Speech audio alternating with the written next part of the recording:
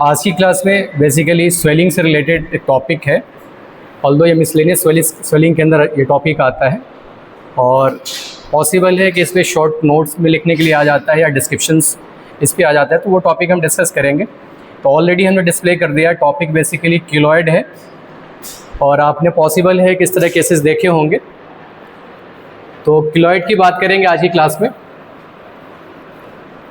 तो सबसे पहले अगर बात करें कि ये जो वर्ड किलॉइड है इसके लिए इसके लिटरल मीनिंग की अगर बात करें तो लिटरल मीनिंग क्या है इसका, तो किलॉइड इसके लिटरल मीनिंग है क्लो लाइक हैंड। क्लो बेसिकली कहते हैं यानी वो कंडीशन जिसके अंदर हमारी फिंगर क्या होगी, जैसे पंजे जैसी हो जाती है। ठीक है, क्लो लाइक हैंड बेसिकली ये सिनोनिम्स के तौर पे भी इस्तेमाल हो सकता है या इसका लिटरल मीनिंग भी हो सकता है। बात करिए किलॉइड किन लोगों में ज़्यादा कॉमन है, तो किलॉइड कॉमन है बेसिकली ख़ास तौर से उन लोगों में जो ब्लैक है, यानी निग्रोज के अंदर ज़्यादा कॉमन है या ब्लैक रेसेस के अंदर ज़्यादा कॉमन है। अगर प्रीडिस्पोजिंग फैक्टर्स की बात करें तो जेनेटिकल प्रीडिस्पोजिशन इस कंडीशन में देखा जाता है। इसके अलावा मेल और फीमेल को कंपेयर करें कि मेल में ज़्यादा कॉमन है कंडीशन या फीमेल में ज़्यादा कॉमन है, तो फीमेल के अंदर ज़्यादा कॉमन है कंडीशन। फैमिलियल प्रीडिस्पोजिशन भी देखा जाता है। अगर हम बात करें कि किस रेस के अंदर ज़्यादा अनकॉमन है, यानी किस रेस के अंदर रेयर कंडीशन है, तो एक यूरोपियन रेसेस है, ख़ासतौर से वाइट स्किन रेसेस है जिसको बोलते हैं कॉकेशियन। तो कॉकेशियन के अंदर ये इंसिडेंस इसकी कम देखी जाती है किलॉइड की। ठीक है, अगर बात करें कि क्या रीज़न है जिसके वजह से किलॉइड डेवलप होता है, तो किलॉइड बेसिकली रिलेटेड है कोलेजन डेफिशिएंसी के साथ या कोलेजन डिफेक्ट के साथ। किलॉइड का होना बेसिकली किससे रिलेटेड है, कोलेजन डिफेक्ट की वजह से या कोलेजन फाइबर डेफिशिएंसी की वजह से कंडीशन डेवलप हो सकती है। अब ये कोलेजन के अंदर जो डिफेक्ट होता है वो क्या डेवलप होता है, क्या डिफेक्ट, किस तरह का डिफेक्ट क्रिएट होता है इसके अंदर। तो कोलेजन के अंदर जो डिफेक्ट होता है या तो मैच्योरेशन के साथ हो सकता है एसोसिएटेड, नहीं कोलेजन का मैच्योरेशन प्रॉपर नहीं हो या इसका स्टेबलाइजेशन बेसिकली प्रॉपर नहीं हो पाता। ठीक है, क्लियर है। तो बेसिकली किलॉइड जो डेवलप होता है उसके पीछे रीज़न है कोलेजन डिफेक्ट। कोलेजन डिफेक्ट क्या हो सकता है, मैच्योरेशन डिफेक्ट हो सकता है या stabilization of the collagen proper नहीं होता। इसके अलावा जो कोलेजन बंडल्स हैं वो एब्सेंट हो सकते हैं, नॉर्मल कोलेजन बंडल्स नहीं होते। यानी किलॉइड की कंडीशन में नॉर्मल जो कोलेजन होता है हमारी बॉडी टिश्यू के अंदर वो प्रेजेंट नहीं होता, वो डिफेक्टिव होता है। डिफेक्टिव किस फॉर्म में होगा, या तो उसका मैच्योरेशन प्रॉपर नहीं है या उसकी जो स्टेबलाइजेशन है वो प्रॉपर नहीं है। यानी मैच्योरेशन डिफेक्ट की वजह से या स्टेबलाइजेशन डिफेक्ट की वजह से एक स्वेलिंग बन जाती है जिसको हम बोलते हैं किलॉइड। किलॉइड की अपीयरेंस सिमिलर हो सकती है किससे, हाइपरट्रॉफिड स्कार से। तो आगे हम उसको भी डिस्कस करेंगे। तो हाइपरट्रॉफिड स्कार जब कहते हैं वो किससे एसोसिएटेड होगा, खासतौर से उसकी एसोसिएशन होगी किसी ऑपरेशन से। ऑपरेटिव इंटरवेंशन दिया गया, इंसिजन दिया गया, उस इंसिजन साइट पे एक स्वेलिंग डेवलप हो जाती है जिसमें सिमिलर प्रेजेंटेशन हो सकता है किलॉइड की तरह। तो डिफरेंशियल डायग्नोसिस हम किस कंडीशन से करेंगे, डिफरेंशियल डायग्नोसिस करेंगे किलॉइड की डिफरेंशियल डायग्नोसिस हम करेंगे हाइपरट्रॉफिड स्कार से। तो पहली बात ये आपको समझना चाहिए कि किलॉइड डेवलप होता है all because of maturation defect या stabilisation defect of collagen fibres. Collagen fibres की मैच्योरेशन डिफेक्ट की वजह से या स्टेबलाइजेशन डिफेक्ट की वजह से कंडीशन डेवलप हो सकती है। एक और फ़र्क है, अगर हम टू बी प्रिसाइज यही बात करें कि किलॉइड के अंदर और हाइपरट्रॉफिड स्कार के अंदर फ़र्क क्या है, तो वो एक फ़र्क है कि किलॉइड 6 मंथ के बाद भी ग्रो करता है। जब उसकी ऑनसेट हुआ है, स्टार्टिंग जहाँ से हुई है, जहाँ से डेवलप होना शुरू हुआ है, तो 6 मंथ ड्यूरेशन के बाद भी ये कंडीशन ग्रो करेगा। यानी किलॉइड की कंडीशन में जो स्वेलिंग डेवलप होगी वो फर्दर 6 मंथ के बाद भी ग्रो कर रहा होता है। पर हाइपरट्रॉफिड स्कार की कंडीशन में जो ग्रोथ होती है लिमिटेड होती है अप टू 6 मंथ। 6 मंथ के बाद हाइपरट्रॉफिड स्कार फर्दर उसमें ग्रोथ की कंडीशन नहीं देखी जाती, ये ग्रोथ नहीं देखा जाता, साइज उसका इंक्रीज नहीं होता। ठीक है, क्लियर है, यहां तक क्लियर है सबको। किलॉइड की एक्सटेंशन नॉर्मल स्किन के अंदर होती है जबकि हाइपरट्रॉफिड स्कार की एक्सटेंशन नॉर्मल स्किन के अंदर नहीं होती है। दो बेसिक फ़र्क यहाँ पे हो गया। किलॉइड के अंदर एक्सटेंशन क्या होगा, नॉर्मल स्किन के अंदर होगा, जबकि हाइपरट्रॉफिड स्कार के अंदर जो हाइपरट्रॉफिड स्कार जो बन रहा है, जो टिश्यू बनेगा, जो स्वेलिंग डेवलप होगी, लिमिटेड होगा स्कार टिश्यू से। जहाँ पे स्कार है वही, उसका फर्दर एक्सटेंशन नहीं होता किसके अंदर, नॉर्मल टिश्यू के अंदर। पर किलॉइड की कंडीशन में एक तो जो ग्रोथ होती है वो 6 मंथ के बाद भी होती है, यानी ये फर्दर ग्रो कर रहा होता है, जबकि हाइपरट्रॉफिड एस्कार 6 मंथ के बाद उसमें ग्रोथ रुक जाती है, 6 मंथ के बाद 6 मंथ के बियॉन्ड उसमें ग्रोथ नहीं होती। लेकिन हाइपरट्रॉफिड एस्कार नॉर्मल स्किन के अंदर उसका एक्सटेंशन नहीं होता, जबकि किलॉइड का एक्सटेंशन होता है नॉर्मल स्किन के अंदर। तो ये दो बेसिक फ़र्क है हाइपरट्रॉफिड एस्कार और किलॉइड के अंदर। क्लियर है? अब बात करें क्लिनिकल फीचर्स क्या होगा। क्लिनिकल फीचर्स की अगर हम बात करें तो इसमें किलॉइड के अंदर जो लेजन बनेगा वो या तो ब्राउनिश हो सकता है या पिंकिश ब्लैक इन अपीयरेंस हो सकता है। यानी जो लेजन बनेगा या तो ब्राउनिश होगा या पिंकिश ब्लैक होगा, ठीक है। इसके अलावा ये ब्राउनिश ब्लैक या पिंकिश ब्लैक जो कलर चेंज आ रहा है किलॉइड के अंदर, वो ऑल बिकॉज ऑफ वस्कुलरिटी की वजह से होता है। यानी किलॉइड के अंदर वस्कुलरिटी ज़्यादा होती है, इसी वस्कुलरिटी ज़्यादा होने की वजह से उसकी अपीयरेंस या तो ब्राउनिश कलर का होगा, ब्राउनिश ब्लैक होगा या पिंकिश ब्लैक होगा। तो कलर वाइज अगर हम बात करें तो ये स्वेलिंग, अगर किलॉइड की स्वेलिंग की हम बात करें तो या तो वो ब्राउनिश ब्लैक होगा या पिंकिश ब्लैक होगा। ये पेनफुल कंडीशन है। पेनफुल कंडीशन हो सकता है, खासतौर से पेनफुल कंडीशन तब होगा जब कोई इसके अंदर इन्फेक्शन हो जाए।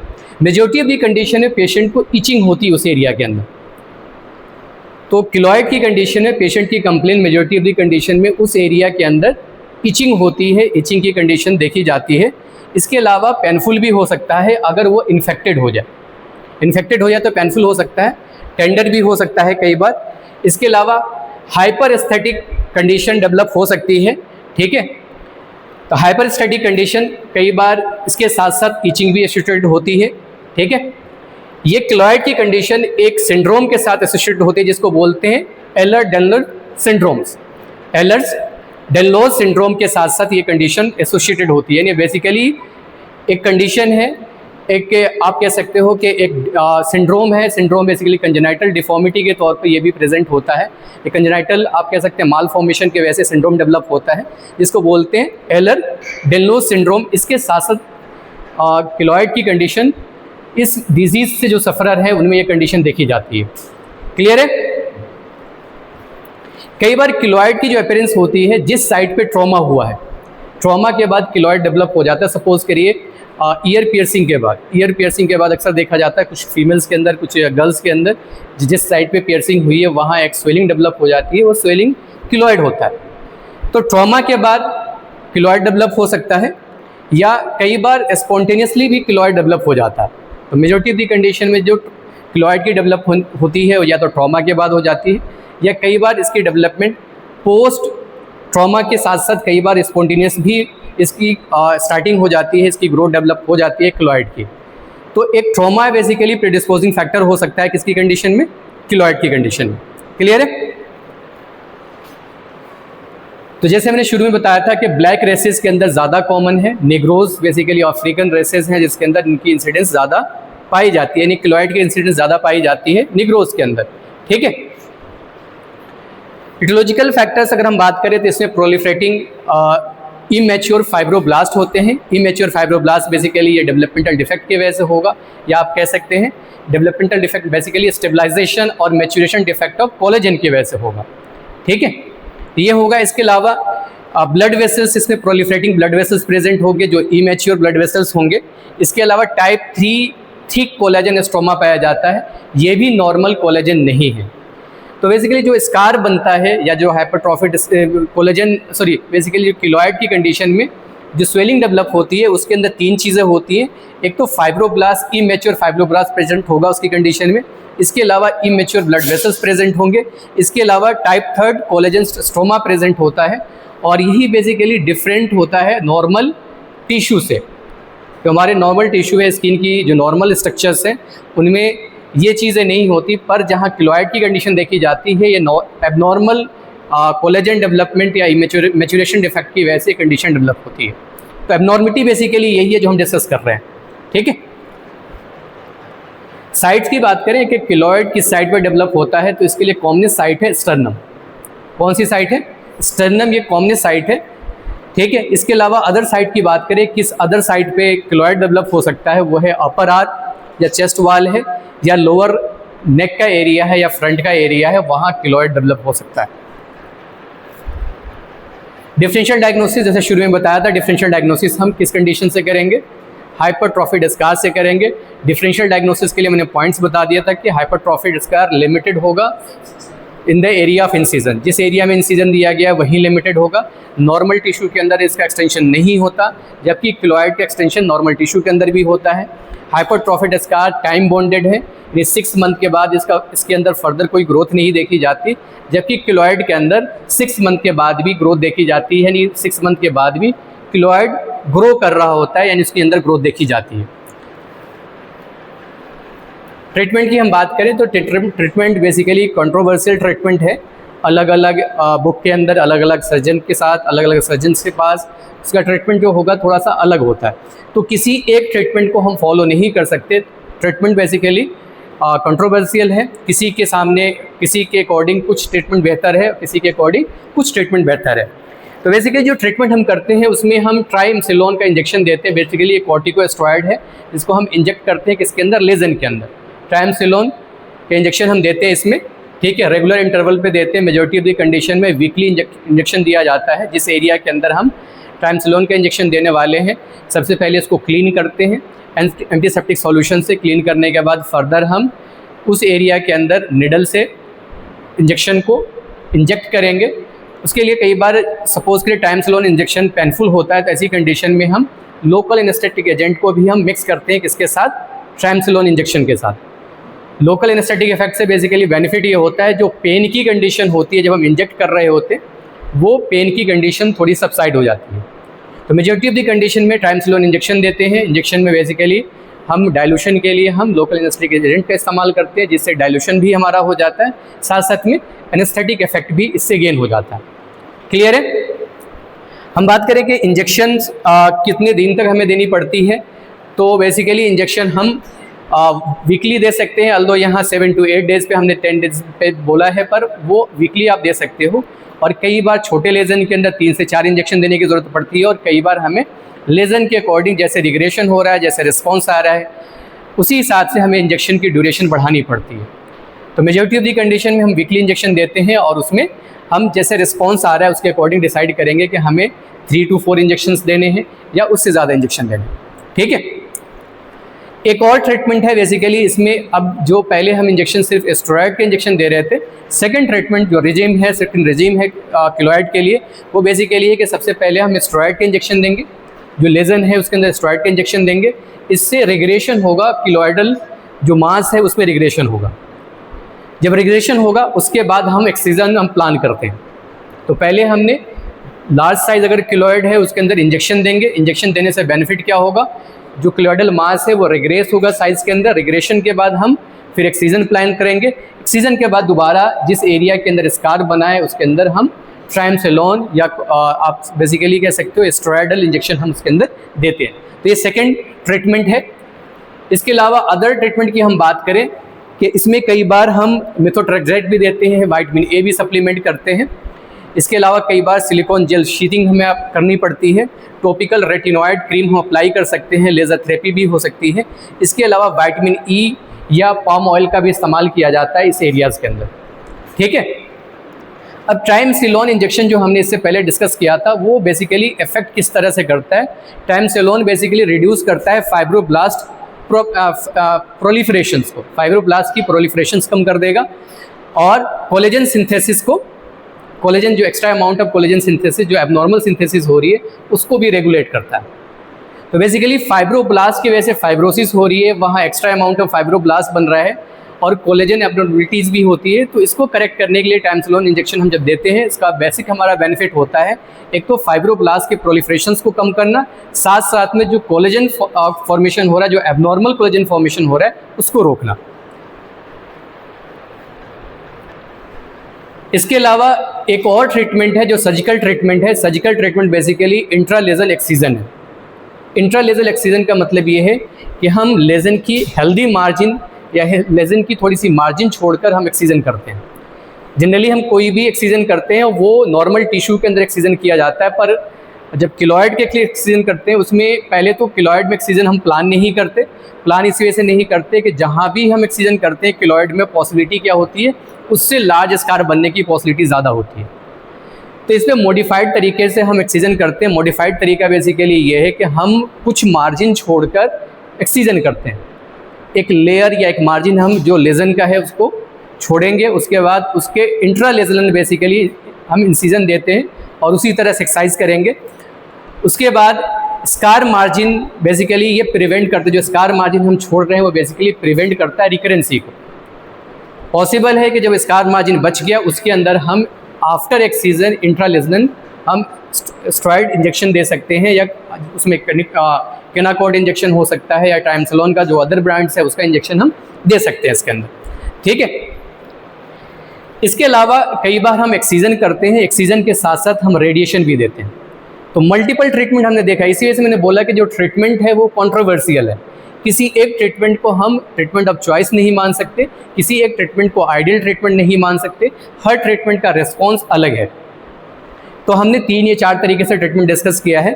तो एक और ट्रीटमेंट बेसिकली एक्सीजन करते हैं पहले, उसके बाद हम रेडिएशन देते हैं। रेडिएशन जैसे कार्सिनोमा की कंडीशन होती है, कोई ट्यूमर की कंडीशन होता है, उसमें बेसिकली हम रेडिएशन देते हैं। तो यहाँ भी बेसिकली एक्सीजन के बाद पोस्ट एक्सीजन हम रेडिएशन देते हैं उस एरियाज़ के अंदर जहाँ किलॉइड बना हुआ है। इसके बाद एक और ट्रीटमेंट हो सकता है एक्सीजन करें और उस एरिया के अंदर हम स्किन ग्राफ्टिंग करें। तो मल्टीपल रेजीम है इसके लिए, मल्टीपल ट्रीटमेंट एडवाइजेबल है। तो इसमें जो भी फिजिबल होता है सर्जन के लिए या पेशेंट के लिए, उसके हिसाब से हम ट्रीटमेंट करते हैं। तो एक बात आती है कि जब हम इतने ट्रीटमेंट डिस्कस कर रहे हैं तो हम सिंपल इसको कट करके एक्सरसाइज करके हम सुचरिंग क्यों नहीं करते। तो ये ऑलरेडी हमने डिस्कस कर लिया था कि सुचरिंग करने के बाद पॉसिबिलिटी क्या होती है, रिकरेंसी की ज़्यादा हो जाती है। रिकरेंसी रेट इसके अंदर बहुत ज़्यादा कॉमन है। नेक्स्ट हम डिस्कस करेंगे हाइपरट्रॉफिक स्कार के बारे में। तो हाइपरट्रॉफिक स्कार बेसिकली डेवलप हो सकता है किसी भी बॉडी पार्ट पे डेवलप हो सकता है, किसी भी साइड पे डेवलप हो सकता है, ठीक है।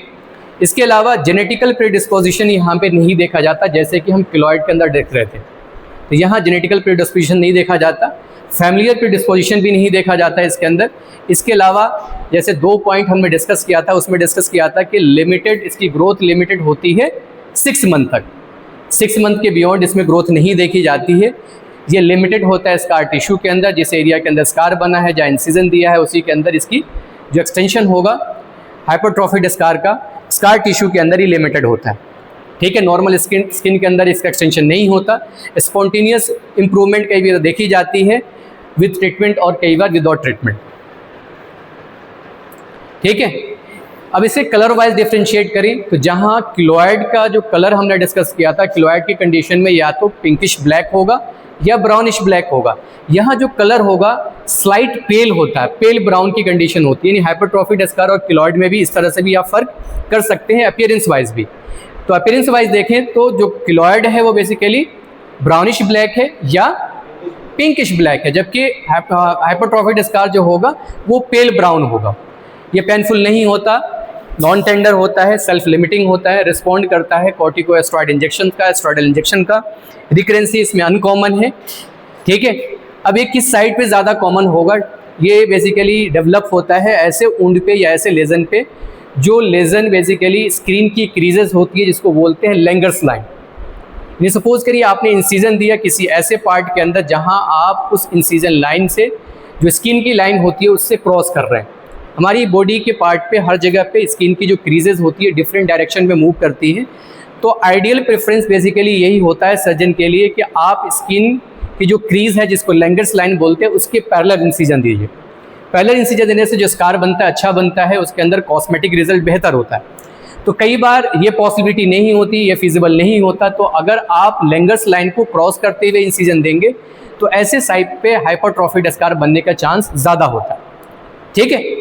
तो अगर कोई वुंड है या जो इंसीजन किया गया है जो लैंगर्स लाइन स्किन की जो लाइंस होती है उसको क्रॉस कर रही है, तो ऐसी कंडीशन में हाइपरट्रॉफिक स्कार बन सकता है।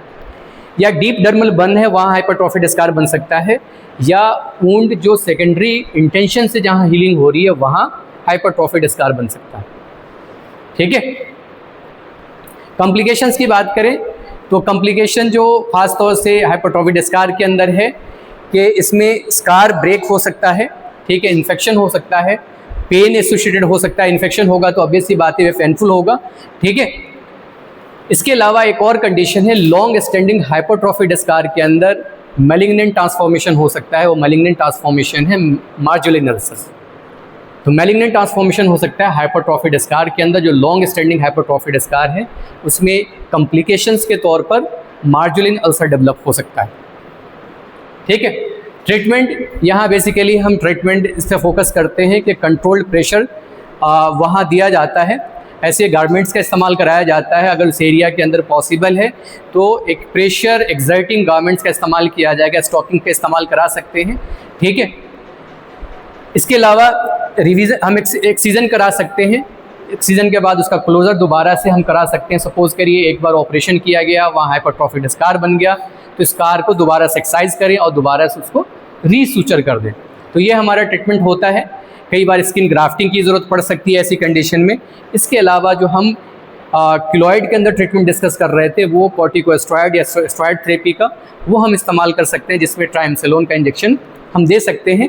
और बेसिकली ये सेकेंड लाइन ऑफ थेरेपी है हाइपरट्रॉफिड स्कार के अंदर। First line of therapy excision of the scar है।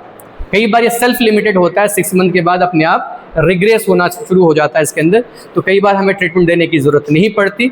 6 मंथ के बाद भी ये परसिस्ट कर रहा है तो ऐसी कंडीशन में या तो हम एक्सीजन कराएंगे, या पॉसिबिलिटी क्या होती है एक्सीजन की अगर नहीं है तो ऐसी कंडीशन में ट्राइमसिनोन का इंजेक्शन हम दे सकते हैं, और रिस्पॉन्स के अकॉर्डिंग हमारा ड्यूरेशन डिपेंड करेगा। ठीक है, तो सबसे कॉमन एग्जाम्पल अगर हम बात करें तो जैसे LSCS के लिए जिस एरिया के अंदर एब्डोमेन पे इंसिजन दिया जाता है फीमेल में, उस एरिया के अंदर खास तौर से हाइपरट्रॉफिड स्कार बन जाता है पोस्ट LSCS।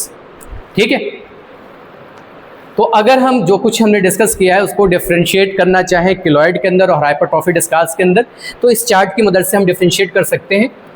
तो अगर बात करें कि ये कंडीशंस हम कैसे डिफ्रेंशिएट कर सकते हैं, तो किलॉइड के अंदर जहाँ जेनेटिकल प्रीडिस्पोजिशन नहीं देखा जाता, किलॉइड के अंदर जेनेटिकल प्रीडिस्पोजिशन देखा जाता है, फैमिलियर प्रीडिस्पोजिशंस भी है, जबकि हाइपरट्रॉफिड स्कार के अंदर कोई जेनेटिकल या फैमिलियल प्रीडिस्पोजिशन नहीं देखा जाता। साइट ऑफ अकरेंस की बात करें तो कॉमनेस्ट साइट क्या है, चेस्ट है यानी स्टर्नम का एरिया है, अपर आर्म है, लोअर नेक है। जबकि अगर हाइपरट्रॉफिड स्कार्स की हम बात करें तो किसी भी साइट पर डेवलप हो सकता है जिस एरिया के अंदर हमने इंसिजन दिया है। ठीक है, ग्रोथ की अगर बात करें तो किलॉइड के अंदर ग्रोथ लिमिटेड नहीं होता, ये ग्रो करता है आफ्टर 6 मंथ भी, जबकि हाइपरट्रॉफिड स्कार के अंदर ग्रोथ लिमिटेड होगा अप टू 6 मंथ तक। ट्रीटमेंट की बात करें तो ट्रीटमेंट रिस्पॉन्स बेसिकली पुअर होगा किसमें, किलॉइड के अंदर जो भी ट्रीटमेंट हमने डिस्कस किया है रिस्पॉन्स उस तरह से नहीं होता। हाइपरट्रॉफिड स्कार के अंदर जो ट्रीटमेंट होगा उसका रिस्पॉन्स बेहतर है, चाहे वो ट्राइमसिनोन का इंजेक्शन हम दे रहे हैं चाहे हम एक्सीजन कर रहे हैं, उसका रिस्पॉन्स बेहतर होता है। रिकरेंसी किलॉइड के अंदर बहुत ज़्यादा हाई है, जबकि हाइपरट्रॉफिड स्कार के अंदर अनकॉमन है। एक बार आपने ट्रीटमेंट दे दिया, चाहे ट्राइमसिनोन का इंजेक्शन दिया चाहे आपने एक्सीजन किया, इसमें रिकरेंसी क्या होगी, कम होगी। कोलेजन सिंथेसिस की अगर बात करें तो यहाँ 20 टाइम्स ज़्यादा होता है as compare to normal skin के अंदर, पर ये बेसिकली डिफेक्टिव कोलेजन सिंथेसिस होता है, चाहे वो मैचुरेशन के अंदर डिफेक्ट हो या स्टेबलाइजेशन के अंदर डिफेक्ट हो। तो नॉर्मल स्किन की कंपैरिजन अगर हम बात करें तो जिस एरिया के अंदर किलॉइड बनेगा वहाँ 20 टाइम्स ज़्यादा डिफेक्टिव कोलेजन फॉर्मेशन होता है। इसी वजह से जो इंजेक्शन हम ट्राइमसिनोन का देते हैं उसका मकसद हमारा होता है एक तो फाइब्रोब्लास्ट को कम करना, सेकेंड मकसद होता है हमारा ये कोलेजन सिंथेसिस को सप्रेस करना। ठीक है, हाइपरट्रॉफिड स्कार की कंडीशन में जो कोलेजन सिंथेसिस होगा 3 to 6 टाइम मोर होता है as compare to normal skin. Relations की अगर बात करें इंजरी से तो इसमें कोई रिलेशन कहीं खास तौर से नहीं देखा जाता। ठीक है, पर कई बार जो मैंने बताया था कि प्रीकिंग ईयर पियर्सिंग के बाद या प्रीकिंग जिस एरिया के अंदर हुआ है ट्रॉमा के नतीजे में, तो उस साइट पे भी डेवलप हो जाता है, पर ये खास एसोसिएशन नहीं है किसके केस में, किलॉइड के केस में। जबकि यहाँ बेसिकली जो हाइपरट्रॉफिड स्कार होगा वहीं बनेगा जहाँ पे हम इंसिजन देते हैं। ठीक है, एज की बात करें तो एडोलेसेंस के ज़्यादा कॉमन है, मिडिल एज के अंदर ज़्यादा कॉमन है। हाइपरट्रॉफिड स्कार चिल्ड्रेंस में या बच्चों के अंदर ज़्यादा कॉमन है। अगर सेक्स डिस्ट्रीब्यूशंस की बात करें तो फीमेल के अंदर कॉमन है, जैसे कि हमने डिस्कस किया था। अगर हम हाइपरट्रॉफिड स्कार की बात करें तो दोनों ही जेंडर के अंदर सेम इंसिडेंस है, चाहे वो मेल हो या फीमेल हो। रेस की बात करें तो मोर कॉमन है, ब्लैक के अंदर 15 टाइम्स ज़्यादा चांसेस हैं, निग्रोज के अंदर इसकी पॉसिबिलिटी ज़्यादा है, जबकि इस तरह का कोई रेशियल रिलेशन नहीं देखा जाता हाइपरट्रॉफिक स्कार की कंडीशन में। स्ट्रक्चर्स की बात करें तो यहाँ थिक कोलेजन होगा, जबकि यहाँ फाइन कोलेजन होता है, ठीक है। फीचर्स की अगर हम बात करें तो वस्कुलर टेंडेंसी ज़्यादा होती है, इचिंग इसी वजह से होती है, ठीक है। यहाँ पे वस्कुलर टेंडेंसी या वस्कुलर फॉर्मेशन या vessels formation, new vessel formation ज़्यादा नहीं होता। अगर नेचुरल हिस्ट्री की बात करें तो ये प्रोग्रेसिव होगा, यानी नेचर की बात करें कि जो किलॉइड की कंडीशन है वो रिग्रेस करता है या प्रोग्रेस करता है, तो basically keloid basically progressive in nature है, यानी इसकी ग्रोथ बढ़ती जाती है, जबकि हाइपरट्रॉफिक स्कार इसमें रिग्रेशन होता है धीरे धीरे। ये प्रोग्रेसिव लेजन नहीं है, रिग्रेसिव लेजन है। प्रॉब्लम की बात करें तो हाइपरेस्थीसिया की कंडीशन देखी जा सकती है, अल्सरेशन हो सकता है अगर इन्फेक्शन हो जाए किलॉइड साइड पे, ठीक है। तो इस तरह के कॉम्प्लिकेशन ज़्यादा कॉमन नहीं है किस कंडीशन में, हाइपरट्रॉफिक स्कार की कंडीशन में। तो क्लास यहीं तक, नेक्स्ट क्लास में कुछ और डिस्कस करेंगे।